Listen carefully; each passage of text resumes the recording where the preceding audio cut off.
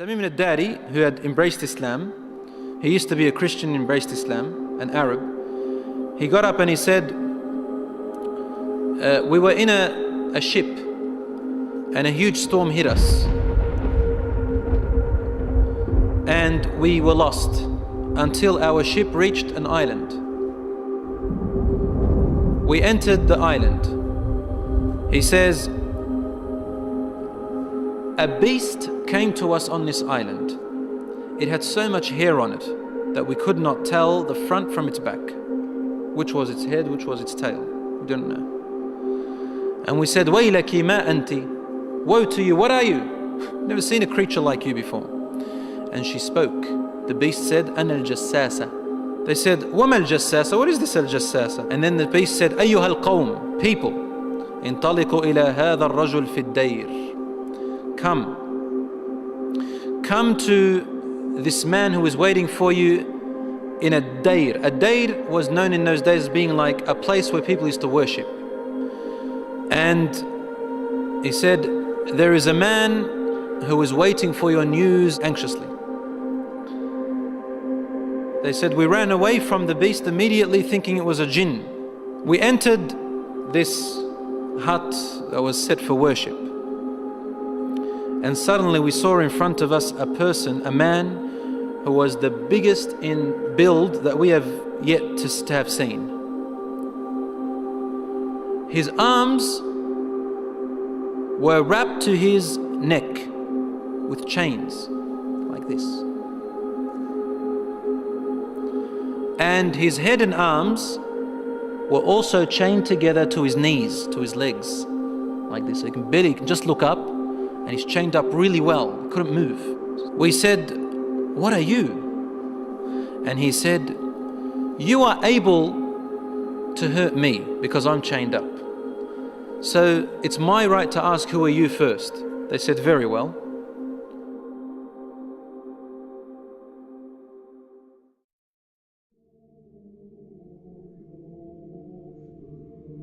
We are people from the Arabs.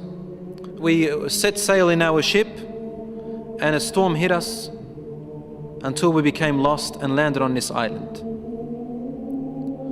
We came to this island and we found this beast that came to us that had so much hair on it, and it led us to you. They said, we got afraid of this man and we didn't feel safe around him. However, the man said to us, tell me about the palm trees of Baysan. Baysan is a city in Jordan. He wanted to know whether there were palm trees planted in there a lot. We said, what do you exactly want to know about Baysan in Jordan? He said, I ask you, are there more palm trees and have they be filled with dates or not yet? They said, yes, it is full of palm trees and full of dates, more than many other places in what we know. He said, soon its palm trees and dates will become scarce, will no longer give fruits. Today, really, in Jordan, dates are scarce now. It used to be in history abundance. Now listen. He said, now explain to me about Buhayra al-Tabariyya. You know what Tabariyya is? Which ocean, which sea that is? Okay, the Tabariyya Sea. It's also close to Sham. They said, what do you want to know about it? He said, does it have water in it? They said, yes, there's lots of water. He said, soon its water is going to go away. It's not going to exist anymore. And truly today, the water has gone drier than before. Then he asked them, he said, tell me about Zaghar fountain. Zaghar fountain, probably about 3 days journey if you wanted to walk away from Jerusalem, Bayt al-Maqdis, that's where that fountain is. So basically in what we call Israel today. They said, what do you want to know about this fountain? He said, well, is there a large fountain and do people plant a lot of vegetation around it and it gives a lot of water yet? They said, yes, it's got a lot of water and its people plant a lot. Tell me about a prophet who is ummi, who is illiterate, cannot read or write. What has he done? They said he has come out in Mecca and now he lives in Yathrib, in Medina. He asked them, have his people fought him? They said yes. He said, what did he do? They said he was driven out by his own people. But he went to another Arab, the Yathrib people and those who embraced Islam with him, and they obeyed him. This man said to them, really? Has that really happened? They said yes. He said, أَمَا إِنَّ ذَاكَ خَيْرٌ لَهُمْ أَن يُطِيعُوهُ. He said, behold, it is better for those people who obey him to keep on obeying him. He's actually supporting the Prophet sallallahu alaihi wasallam. وَإِنِّي مُخْبِرُكُمْ عَنِّي. Now I'm going to tell you about myself. إِنِّي أَنَا الْمَسِيحِ. I am Christ. Isa alayhi salam. وَإِنِّي أُوشَكُ أَن يُؤْذَنَ لِي فِي الْخُرُوجِ فَأَخْرُجْ. He said, now very soon, based on the signs you've showed me, I'm going to be given permission to leave and I'm going to come out. فَأَسِيرُ فِي الْأَرْضِ. I will walk throughout the land. فَلَا أَدَعْ قَرْيَةً إِلَّا هَبَطْتُهَا فِي 40 لَيْلَةً. He said, there wouldn't be a village or a city or a place on earth except that I would have reached it, all in 40 days. The whole world in 40 days. غَيْرَ مَكَّةَ وَطِيبَةَ. All except two places, Mecca and Tiba, Medina. فَهُمَا مُحَرَّمَتَانِ عَلَيَّ كِلْتَاهُمَا. He said, they are both forbidden for me to enter. Now when we say he enters, it means he conquers, takes over. He owns it. كُلَّمَا أَرَدْتُ أَنْ أَدْخُلَ وَاحِدٍ. He goes, every time I wanted to come into one of them, an angel will stand guard holding a sword, and he will prevent me from entering Mecca and Medina.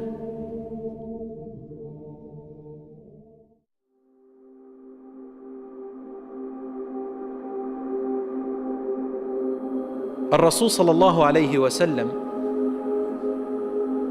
started grabbing his stick and sort of he put it close to his hip, sallallahu alayhi wa sallam, and then he began to bang, to hit the ground with it like this. But he was sort of tense, sallallahu alayhi wa sallam. Something very important. He was really tense about it, and he hit the floor and he said, "Ala hadhihi tiba." Behold, everyone, this is Tiba. Meaning he's pointing, this is Medina. He's in Medina, he's saying, this is Tiba, which you are in right now. He said, didn't I tell you that this man will come out and not be able to enter this land? They said, yes, Ya Rasulullah, because he had told them a lot about it before. He said, the hadith of Tamim al-Dari, wallahi, amazed me as he told me about him. Because it's the same as what I used to tell you about Mecca and Medina. Behold, Dajjal is somewhere near the oceans, on an island somewhere towards the east of Medina. Somewhere there, he said, in one of those oceans. Min qibal al-mashriq ma hu, towards the east somewhere. So even the Prophet ﷺ doesn't know exactly where he is, but in that direction. So it's close to the Middle East at the moment.